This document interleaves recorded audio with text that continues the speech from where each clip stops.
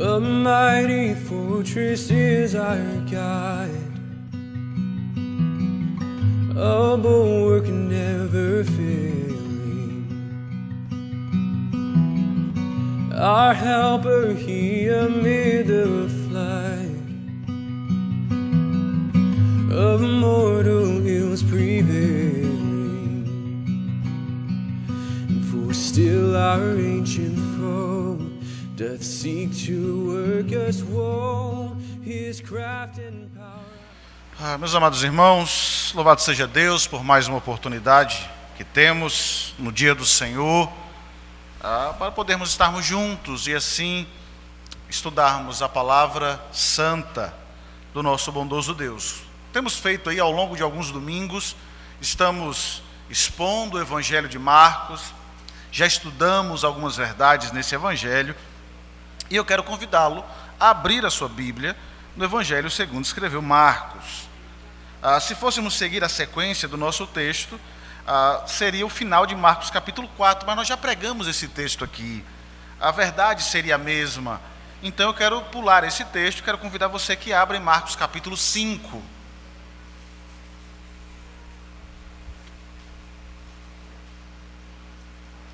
Marcos capítulo 5, do verso 1 ao verso 20.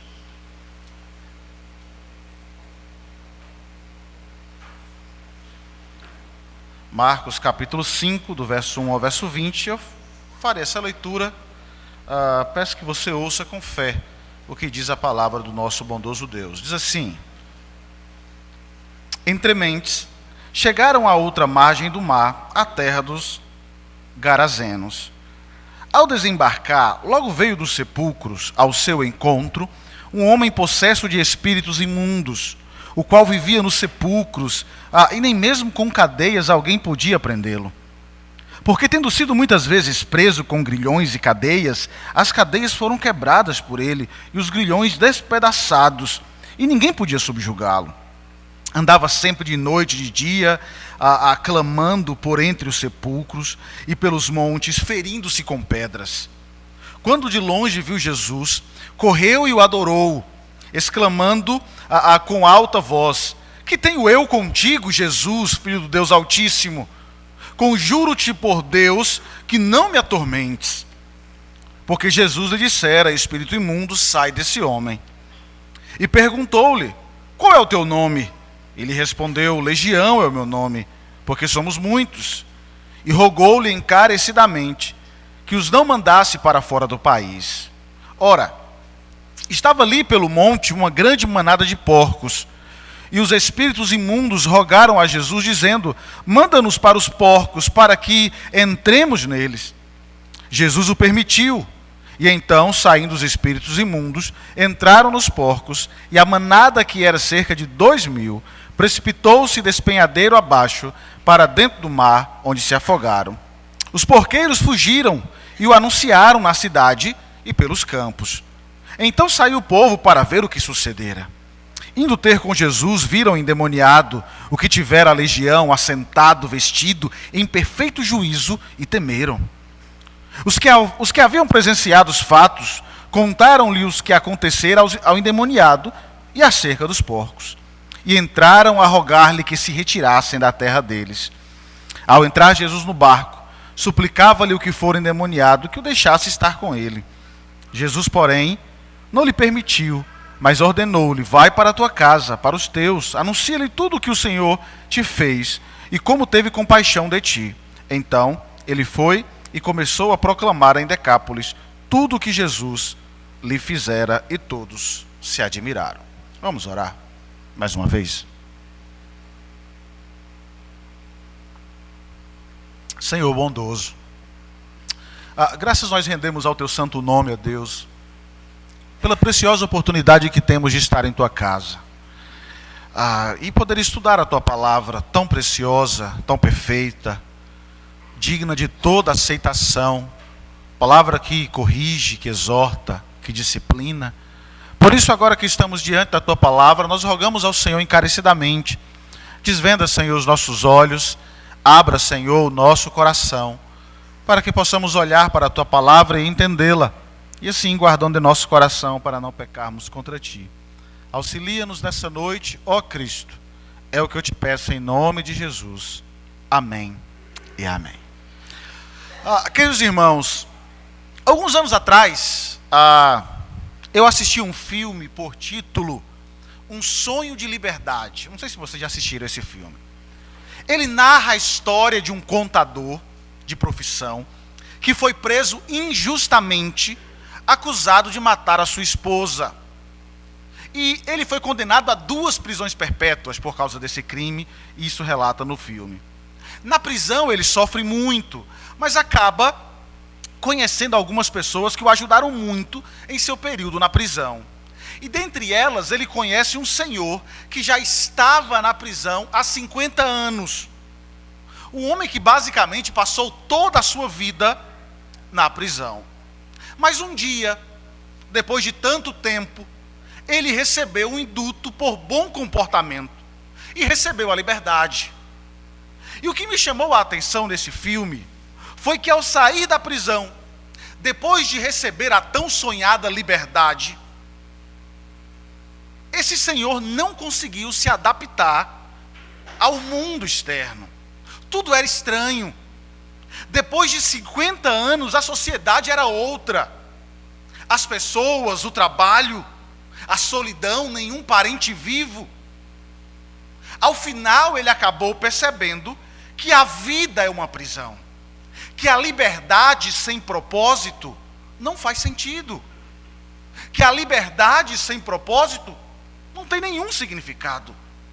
E ao final de tudo, de não se adaptar, de não entender e não ver sentido na sua liberdade, ele acaba tirando a própria vida. O nosso texto essa noite vai nos mostrar uma liberdade com sentido. Uma liberdade que traz sentido à vida. E é justamente isso que nós teremos aqui essa noite. Veja bem, o texto que nós pulamos, que eu disse que já preguei aqui na igreja, fala justamente sobre um grande momento, depois de tanto trabalho de Jesus, depois de tantas atividades do Mestre, eles estão no meio do barco, Jesus dormindo, uma grande tempestade, e os discípulos aterrorizados com aquela grande tempestade, e então acorda o Mestre e diz: Mestre, não te importa que pereçamos em meio a esse mar revolto, a essa situação toda? E então Jesus olha para o mar, olha para os ventos e diz: cala-te e emudece. Isso surpreendeu tantos os discípulos que eles começaram a se perguntar: quem é esse? Quem é esse que até os ventos e o mar lhe obedecem? Quem é esse? Agora, nesse momento, nós temos justamente a sequência do nosso texto. O mar se acalmou, o vento se aquietou, e agora eles param o barco na outra margem do lago. E então, algo acontece. Nós encontramos uma afirmação de quem é Jesus por parte do demônio. E acima de tudo, nós vemos um ato de libertação promovidos pelo nosso Redentor. Veja, nós veremos então essa noite de maneira bem simples que Jesus não somente liberta o homem, mas ele dá sentido à vida. Tá? Mais uma vez, Jesus não somente liberta o homem, mas dá sentido à vida. Então não feche seu texto, vamos dar uma olhada para entender esta verdade. Veja o que diz do verso 1 ao verso 5 do nosso texto, por favor. Diz assim: entrementes chegaram à outra margem do mar, a terras do Garazenos. Ao desembarcar, logo veio dos sepulcros ao seu encontro um homem possesso de espírito imundo, o qual vivia nos sepulcros, e nem mesmo com cadeias alguém podia prendê-lo, porque tendo sido muitas vezes preso com grilhões e cadeias, as cadeias foram quebradas por eles, os grilhões despedaçados, e ninguém podia subjugá-lo. Andava sempre de noite e de dia, clamando por entre os sepulcros e pelos montes, ferindo-se com pedras. Veja, Marcos elabora a sua narrativa para que as dúvidas não existam na mente dos seus leitores. Quem é aquela pessoa que tem realizado tantas coisas? Como eu disse, o texto anterior termina com uma pergunta sobre quem é este. nem mesmo todos os milagres, nem mesmo todos os ensinos, parece que não foram capazes para os discípulos de revelar quem era aquele que estava ao seu redor. Homens não ousavam reconhecer o senhorio de Jesus. Homens não ousavam reconhecer quem era aquele que estava perto deles. Este homem fez tantos milagres, ensinou de maneira surpreendente, que até mesmo a criação está sob os seus pés. E agora nós temos uma grande cena, um grande momento de reconhecimento por parte dos demônios de quem era aquele que estava ali naquele momento. Mas veja, Jesus então chega do outro lado e é surpreendido por um grande acontecimento. Agora não seriam ventos e ondas, revoltas, mas um homem possesso. Mais uma vez, um demônio está diante do nosso Senhor. Perceba que a vida de Jesus é cheia de acontecimentos, né? Pelo menos nesse primeiro momento do seu ministério, ela é cheia de ação. Ao descer do barco, um homem possesso, que nem mesmo as cadeias poderiam contê-lo, se aproxima de Jesus. E eu não sei se você já leu essa descrição cuidadosamente, e já leram os outros evangelistas, para perceber que a descrição que é feita aqui por Marcos e pelos demais, é uma descrição assustadora. E você não pode deixar de notar, de perceber algo fundamental aqui. Que a vida desse homem é a imagem do homem sem Deus. É a imagem da nossa sociedade. É a imagem dos perdidos. Aqui está a imagem do que Satanás faz com um homem que não tem Deus em seu coração. É doloroso pensar e ver como o diabo pode desfigurar alguém que foi criado à imagem de Deus. É doloroso ver o estado que Satanás leva o homem caído, que é escravo dele. A imagem apresentada por Marcos aqui é uma imagem de filme de terror. Um homem que morava em cemitérios. Um homem que se sentia mais confortável com cadáveres, com pessoas mortas, do que com os vivos. Um homem que viveu nas tumbas como um louco. Um homem que era considerado um maníaco, um desordenado, um irracional. Um homem que era perigoso. Um sociopata é descrito aqui. Marcos o descreve como um monstro, que nem mesmo as algemas poderiam contê-lo. E Lucas, para piorar a imagem desse homem, ainda narra que ele andava nu. Essa informação nos leva a concluir, não era apenas que ele estava exposto aos elementos quente e frio, não. A nudez aqui para ele estava relacionado à sua perversão sexual. Ele era tão perverso que ele atacava as pessoas que passavam ali para estuprá-los. É essa a imagem que nós temos desse homem. Um homem perverso, dominado pelo diabo. Não sabemos quanto tempo ele viveu assim, mas o relato revela e reflete uma vida de imundície, solidão, terror, atos terríveis e vergonhosos.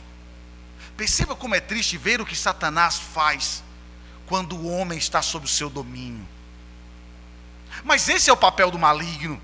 Jesus disse que um ladrão veio para roubar, matar e destruir. Pedro acrescenta que seu adversário, o diabo, está rondando como um leão rugindo, procurando por qualquer um que ele possa tragar. A ação do maligno é uma ação degenerativa na vida daqueles que estão sob o seu domínio e sob o seu comando. Esse homem aqui nada mais é do que a imagem refletida da sociedade que vivemos, do mundo em que habitamos sem Deus. Um mundo perverso, um mundo louco, um mundo que prefere andar em mortos, em sepulcros, do que andar com vivos. O que temos aqui é um homem aprisionado por um inimigo cruel, que o leva a praticar coisas terríveis, que o humilha diante de todos.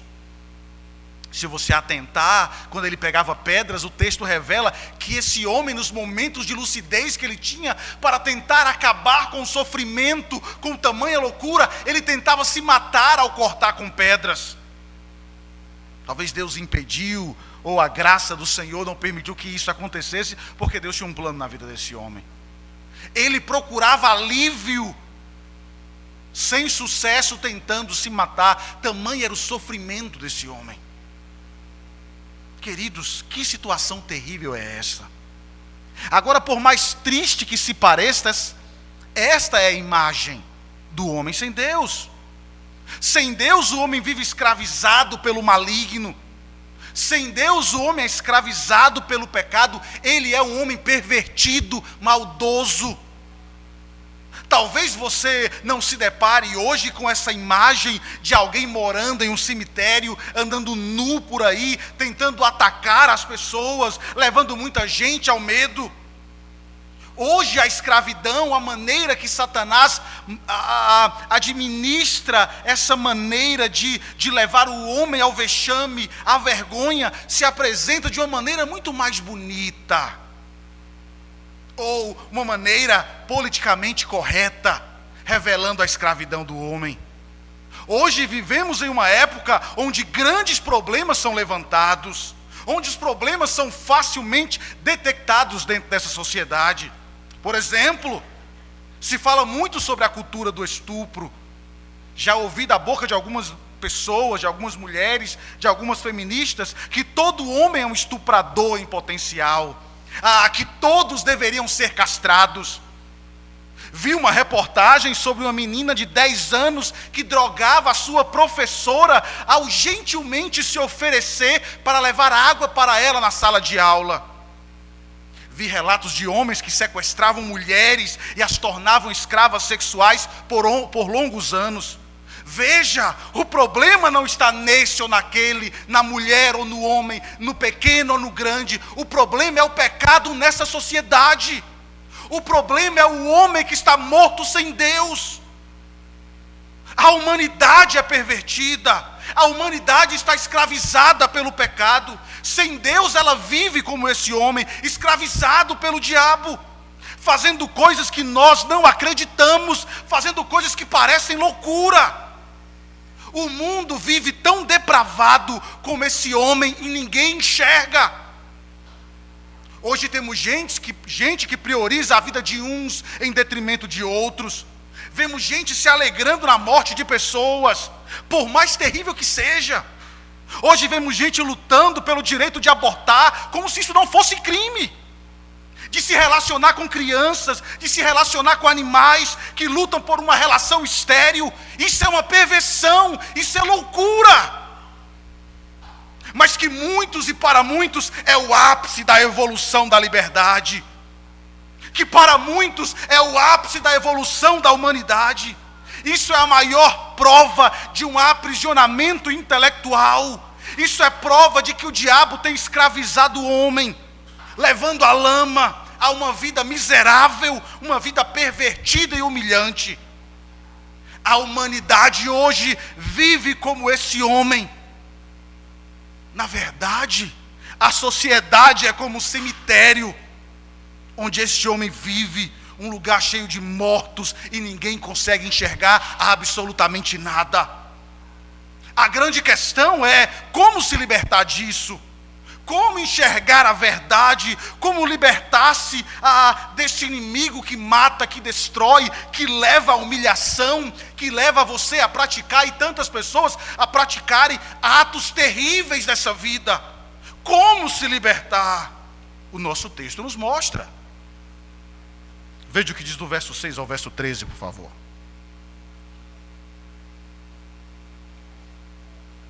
Diz assim: quando de longe viu Jesus, correu e o adorou, exclamando com alta voz: que tenho eu contigo, Jesus, Filho do Deus Altíssimo? Conjuro-te por Deus que não me atormentes. Porque Jesus dissera: espírito imundo, saia desse homem. E perguntou-lhe: qual é o teu nome? Respondeu ele: Legião é o meu nome, porque somos muitos. E rogou-lhe encarecidamente que não os mandasse para fora do país. Ora, pastava ali pelo monte uma grande manada de porcos, e os espíritos imundos rogavam a Jesus, dizendo: manda-nos para os porcos, para que entremos neles. Jesus o permitiu. Então, saindo os espíritos imundos, entraram nos porcos, e a manada, que era cerca de 2.000, precipitou-se despenhadeiro abaixo, para dentro do mar, onde se afogaram. Veja, por mais forte, por mais enganador, por mais persuasivo que seja o maligno, ele entende que não pode com o Filho de Deus. Vendo Jesus à distância, esse louco fez algo surpreendente. Ele corre, ele se ajoelha diante dele. Veja, ajoelhar-se aqui não é em ato de adoração, de reconhecimento do senhorio, a tal ponto de libertar o próprio demônio do seu estado de vida, destituído de graça e condenado ao lago de fogo. Não. Aqui nós temos um reconhecimento de autoridade, de pequenez, que o diabo sabe que não pode com o Filho de Deus. O diabo sabe que não pode enfrentar o Filho do Deus Altíssimo. E perceba algo interessante nessa cena. O demônio, que nem mesmo correntes poderia segurá-lo, agora subjugado, não por correntes, mas por puro terror daquele que está à sua frente. O homem desmorona. Ninguém poderia contê-lo, ninguém poderia controlá-lo, ninguém poderia fazer nada com ele. Agora ele estava de joelhos aos pés daquele que todo principado, que toda potestade, que todos os demônios se curvam, porque não tem poder nenhum contra o Filho do Altíssimo. Veja, o mundo é pervertido, o mundo está louco, o mundo está vivendo em uma loucura terrível. E a solução para esse mundo é Cristo, Filho do Deus Altíssimo, o único que pode trazer a razão, esse mundo que está se perdendo. Os demônios reconhecem Jesus como Filho de Deus. Eles sabem que Jesus é soberano. E veja que ideia interessante nós temos aqui. O demônio chega e diz: não nos atormentes agora. O que nós temos contigo, Jesus, Filho do Deus Altíssimo? Veja que interessante. Perceba que cena fantástica nós temos. O homem endemoniado cai de joelhos. A confissão do demônio nesse nosso texto revela justamente algo muito precioso, algo muito grandioso aqui em nosso texto. Quando ele diz: o que tenho eu contigo, o diabo tenta lembrar Jesus. Isso aqui é algo extraordinário. O diabo tenta lembrar Jesus que o seu tempo, que o tempo dele ser destruído de forma definitiva ainda não chegou. Mateus vai dizer isso: ainda não chegou o tempo de nos atormentares. Isso vai acontecer na segunda vinda do nosso Redentor, e o diabo está ali pedindo: não nos lance, não nos destrua de maneira definitiva ainda, porque ainda não chegou o tempo. Veja como isso é interessante. O diabo está usando a própria Bíblia. É uma interpretação de Isaías 53. Ele sabe quem é Jesus. Ele compreende o plano, o cronograma. Ele entende que a hora estava chegando. Mas não era aquele momento. O impacto total do controle era que esse demônio tentava destruir aquela vida como lhe era próprio. Mas Deus não permite que isso aconteça.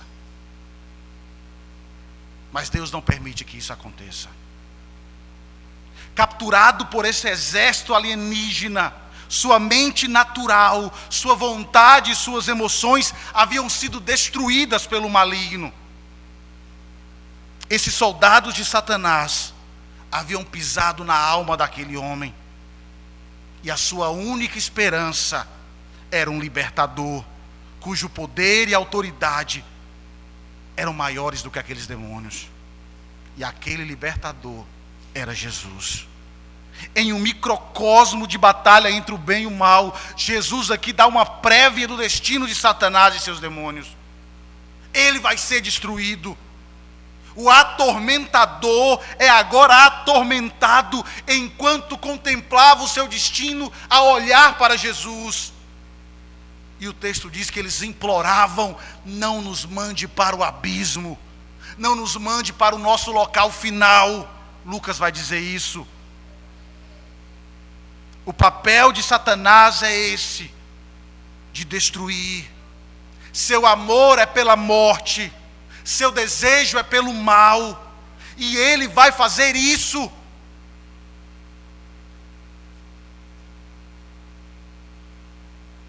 E ele está fazendo isso hoje, nessa sociedade. Mas veja o que acontece.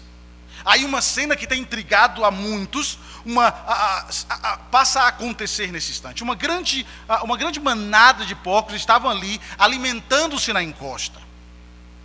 Os demônios então imploravam: não nos mande para o abismo, não nos mande para o nosso lugar final, mas permita-lhe que possamos entrar naqueles porcos. E Jesus então deu a permissão. Muitos se perguntam por que Jesus fez isso. Por que ele permitiu tal acontecimento? Porque ele autorizou que os demônios saíssem do homem e entrassem nos porcos. A resposta é simples. Ao permitir isso, Jesus mostra qual é o papel do maligno e qual era o desejo dos demônios na vida daquele homem. Quando eles entram nos porcos, o que acontece?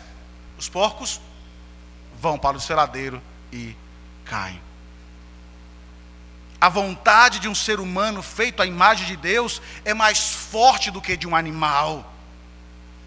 Jesus permitiu que os demônios entrassem nos porcos para indicar, além de qualquer dúvida, que o verdadeiro propósito dos demônios, do maligno, é a destruição do homem. Satanás é um assassino de seres humanos, enquanto Jesus é o seu Salvador. Satanás está agindo hoje, levando muita gente a uma vida medíocre. Ele tem oprimido, tentado, ele tem levado muita gente ao chão.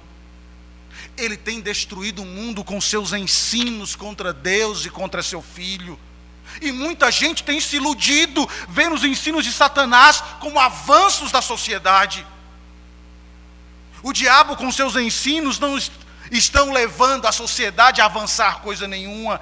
Antes estão levando a humanidade cada vez mais fundo dentro dessa prisão, onde a escuridão reina, onde ninguém enxerga nada, onde o homem parece que perdeu a inteligência, perdeu a razão. Somente Jesus, seus ensinos, suas palavras podem libertar o homem desse calabouço que ele vive. Somente Jesus possui toda a autoridade para livrar-nos das cadeias que aprisionam o homem. Somente Jesus pode nos fazer ver as grandes trevas que nos cercam. Queridos, o diabo sempre vai tentar nos iludir, nos levando a acreditar que o que ele tem para nos dar é melhor do que qualquer coisa dessa vida. De que a vida fora da lei de Deus é melhor do que tudo. Que sexo livre, com quem você quiser, da forma que você quiser, é melhor do que a forma que Deus determinou em sua palavra e estipulou. Que ganhar dinheiro ilegalmente é melhor do que ser pobre, ou de que ser humilde. Que fazer as suas próprias leis é melhor do que obedecer à lei do Criador. Mas note, o objetivo de Satanás é claro: matar, roubar e destruir. E ele vai destruir a sua vida se você não der ouvidos à voz dele. Não se iluda, não se engana com a aparente beleza daquilo que apresentam a você. Parece bonito, parece revolucionário, parece libertador, mas quem está lá controlando é Satanás, levando o homem para o calabouço do inferno aprisionado. Veja, ao mesmo tempo que devemos estar alertas com essa verdade, você não precisa temer o diabo. E infelizmente muitos crentes vivem com medo dele. Como se tudo de errado na sua vida fosse culpa do diabo. Como se ele tivesse algum poder sobre sua vida. Veja, quando o espírito imundo vê Cristo, ele se ajoelha diante dele. O diabo não tem poder sobre você, porque Cristo já o venceu. O espírito imundo não tem poder algum sobre o Espírito Santo de Deus. E se ele habita em você, não tenha medo do maligno. Mas também nós não podemos brincar, acreditando que ele é inofensivo. Porque o nosso Senhor, na oração dominical, nos ensinou a rogar pedindo que ele nos livre do mal. E a melhor tradução ali não é mal. A melhor tradução ali é maligno. Livra-nos do maligno. Cristo nos ensina que o poder para vencer o maligno não está em nós, mas em Cristo que o derrotou na cruz do Calvário. Essa é a questão. O homem atormentado encontrou o seu libertador. O homem que vivia aprisionado em um cemitério, despido, atacando todo mundo, agora encontra aquele que pode vencer as forças do mal. E o melhor de tudo é que quando Cristo liberta, Ele liberta de verdade. Paulo disse: alguém está em Cristo, ela é nova criatura. As coisas velhas se passaram e tudo se faz novo. Nunca isso foi mais real para esse homem do que nesse momento, quando ele encontra o Senhor e é liberto pelo nosso Senhor Jesus. Agora veja, quando há libertação, quando há mudança, quando há novidade, o que se espera é que o povo se alegre. O que se espera é que o povo celebre a mudança na vida daquele que vivia naquela situação deplorável. Mas veja que o mundo não ama a Deus, e mesmo que Deus faça algo desse nível na vida do homem, eles nunca vão celebrar, porque eles preferem um louco aprisionado do que um homem liberto, enxergando claramente. É por isso que o mundo vive como vive. E aqui nós encontramos a mesma cena. Veja dos versos 14 ao verso 17, por favor.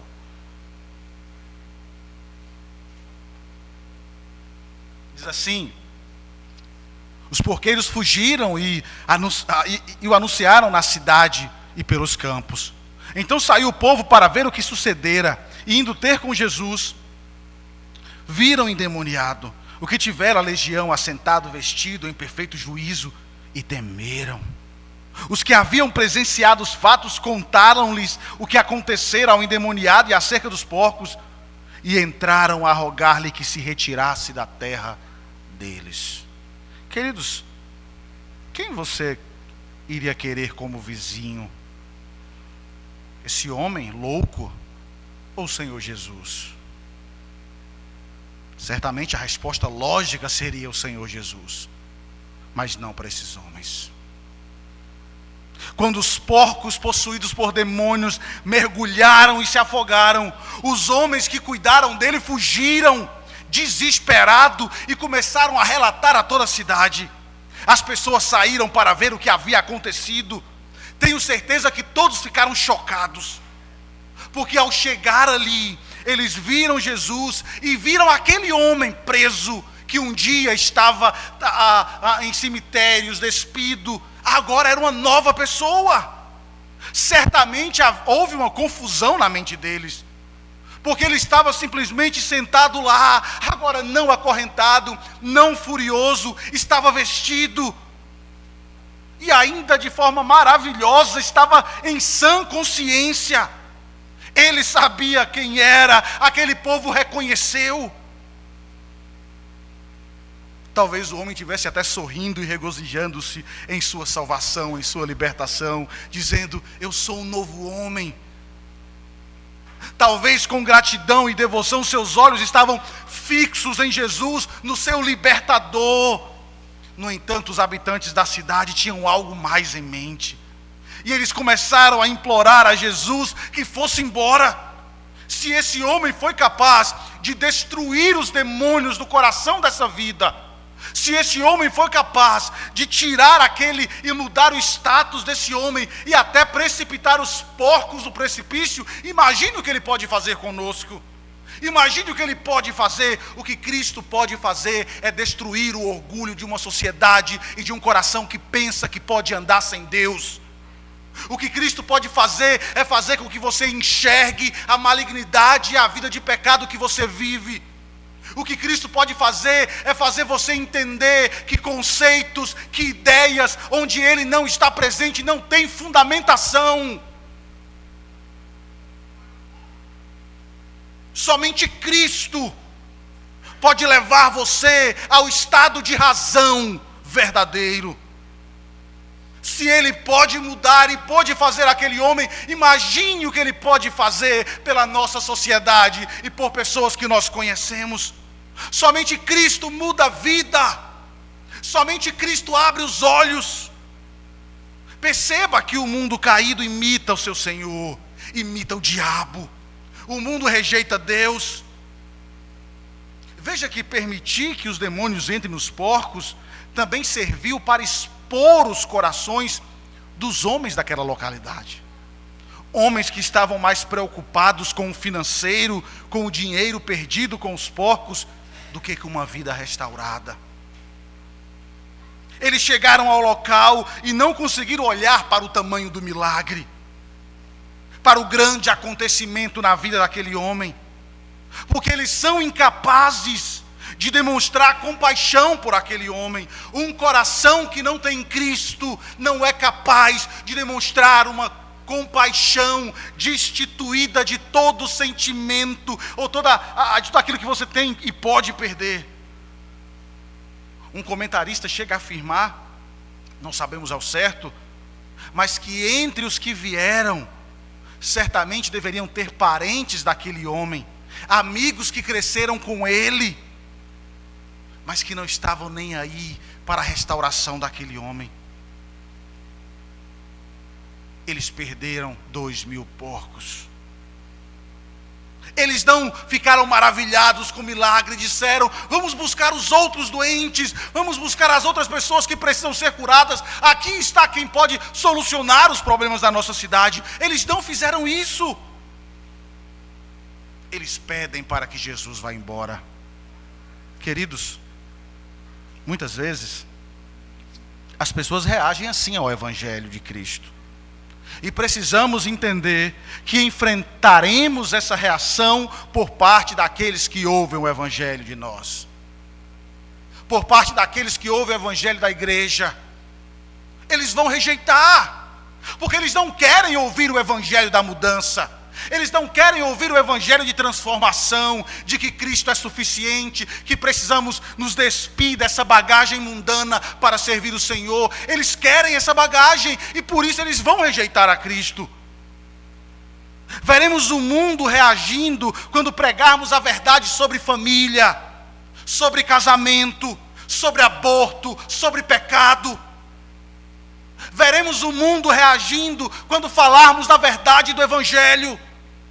Porque o homem natural é incapaz de entender as verdades de Cristo e vai rejeitar as verdades de Cristo. A reação deles e desse mundo e de quem segue esse mundo será como desses homens. Mas não devemos desanimar. Não devemos desanimar frente ao mundo que reage contra Deus e contra o seu Filho. Não devemos desanimar em falar da verdade, quanto o mundo ama a mentira, quanto o mundo luta pela mentira. Devemos continuar falando do Evangelho que liberta. Agora veja bem, às vezes quando olhamos para esse texto, ficamos a nos perguntar: por que eles rejeitaram o Mestre? Como é que alguém em sã consciência seria capaz de rejeitar alguém que realizou tamanho milagre?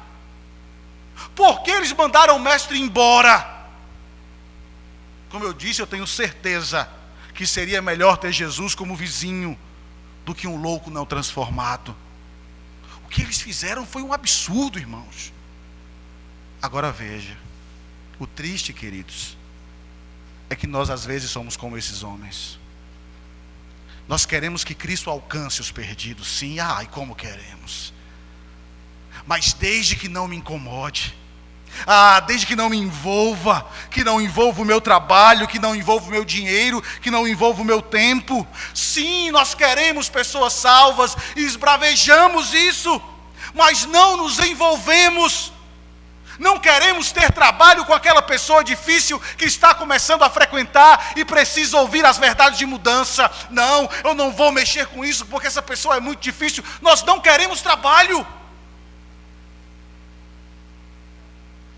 Queremos que ela seja salva, mas que vá para outra igreja. Porque aqui vai dar trabalho demais. Queridos irmãos, isso é muito sério. Nós temos que aprender que muitas vezes nós somos como estes homens. Nós preferimos a nossa comodidade do que a servir a Cristo.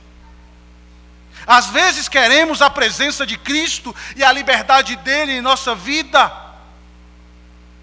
mas não queremos que ele interfira em nosso casamento torto, que precisa de mudança.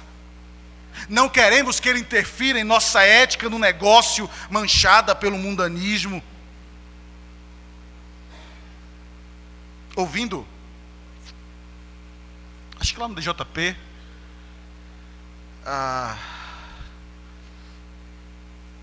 algo relacionado a isso, alguém contando ali, disse que tinha um jovem na igreja que o pai dele era presbítero e que havia se candidatado a vereador na sua cidade, e que ele estava inconformado porque o seu pai presbítero estava comprando voto. E então ele foi falar para o seu pai que aquilo estava errado, e ele disse: minha vida na igreja é uma coisa, aqui fora é outra. É assim que o mundo vive. Queremos Cristo, queremos salvação, queremos nova vida, mas não queremos que ele interfira em nossos negócios, em nosso estilo de vida, em nosso mundanismo. Queremos Cristo, mas não queremos que ele mostre o nosso erro. Não existe espaço para viver para Cristo se essas ideias mundanas ainda estão ocupando o seu coração. O homem natural não entende, não busca, não ama a Deus. Mas nós não devemos ser assim. Cristo precisa interferir sim no meu casamento torto, na minha ética fajuta. Cristo precisa mudar o meu estilo de vida, porque se ele não mudar, eu estou perdido. Se ele não mudar a minha mente e arrancar daqui aquilo que me leva para longe, eu estou perdido.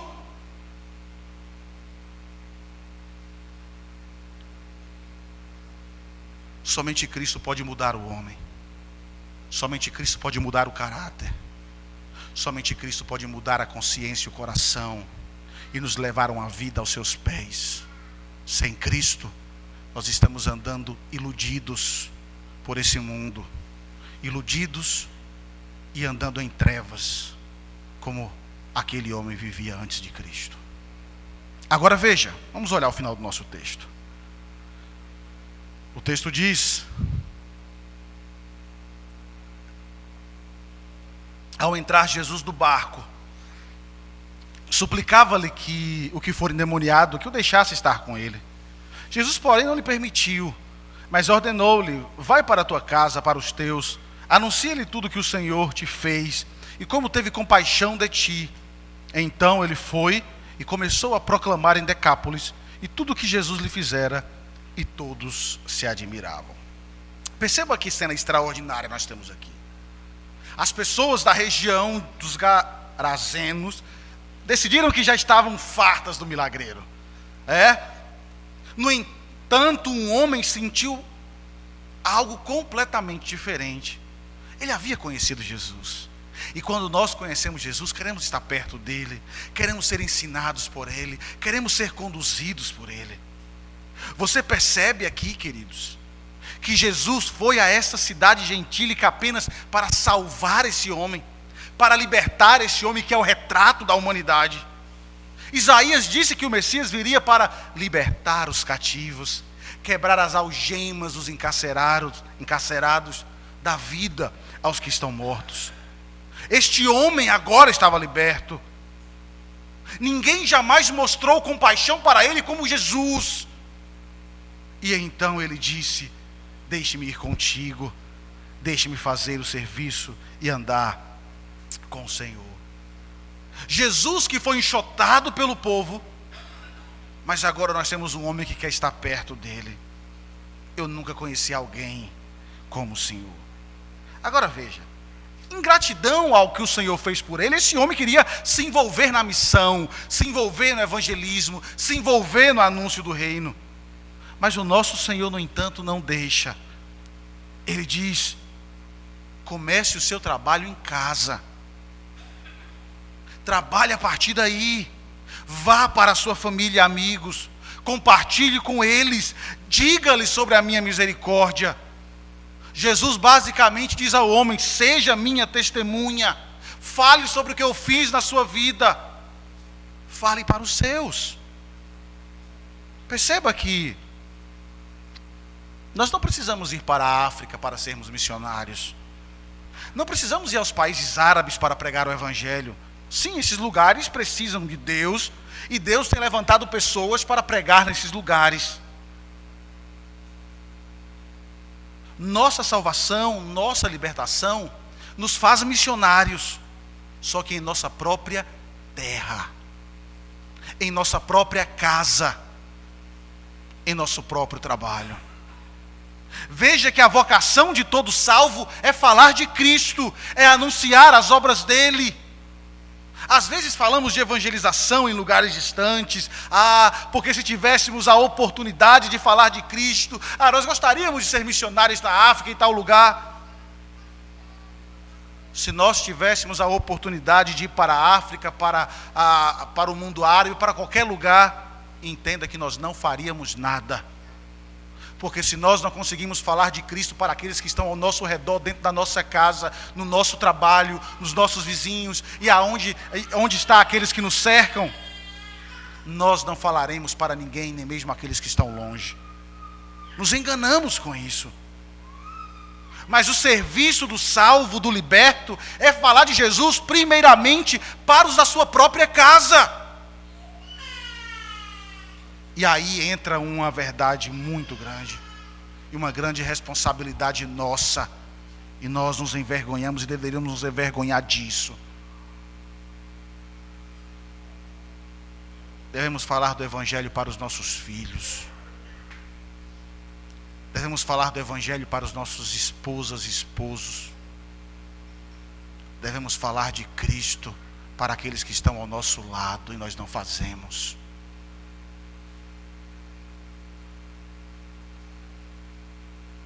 Jesus diz a esse homem: vá para a sua casa, fale do que eu fiz em sua vida. E quando ele faz, o texto diz: e todos ficaram maravilhados. O evangelho de Cristo é capaz de libertar o coração duro daqueles que nós amamos. A verdade sobre Cristo é capaz de destruir toda a malignidade do pecado que habita no coração daqueles que nós mais amamos. Cristo disse: pregue o evangelho àqueles que estão perto de você. É fácil imaginar a cena aqui. É fácil imaginar a cena. Nós não sabemos, né, se esse homem era casado, se ele tinha família. Mas é fácil imaginar a cena dele voltando para a sua casa. Use um pouco da sua imaginação, apesar que fazer isso é sempre muito complicado, mas use um pouco da sua imaginação. Veja o que esse homem deve ter sentido ao se reaproximar dos seus. Quanto tempo passou desde que ele viu seus familiares, se tivesse filhos, esposa. E o Senhor o libertou. E o Senhor o trouxe à vida. E ele voltou para a sua casa e anunciou a verdade do evangelho. Queridos irmãos, somente Cristo pode libertar e dar sentido à nossa vida. Ele nos libertou para falar de suas obras, para anunciar o seu reino, para falar para um mundo perdido e em trevas sobre quem Ele é. Não espere que os demônios façam isso. Não espere que os demônios digam quem é Jesus. Vá você fazer isso. fale sobre o Filho do Deus Altíssimo, que liberta os encarcerados.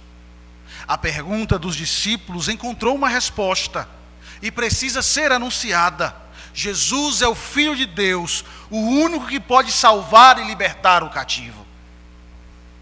Talvez você esteja aqui hoje e pense na vida como uma prisão.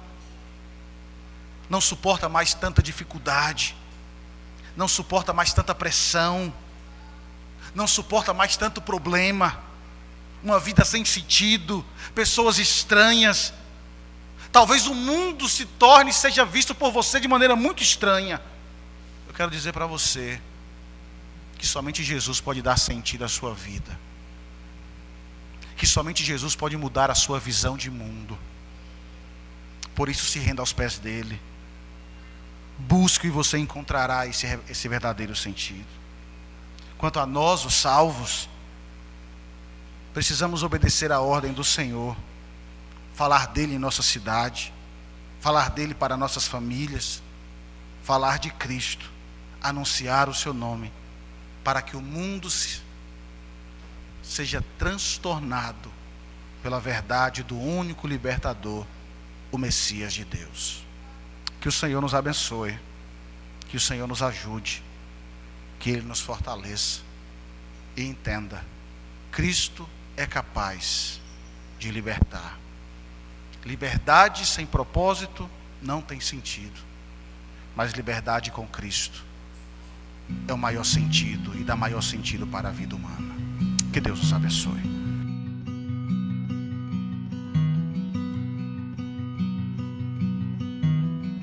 A mighty fortress is our guide, a bulwark never failing,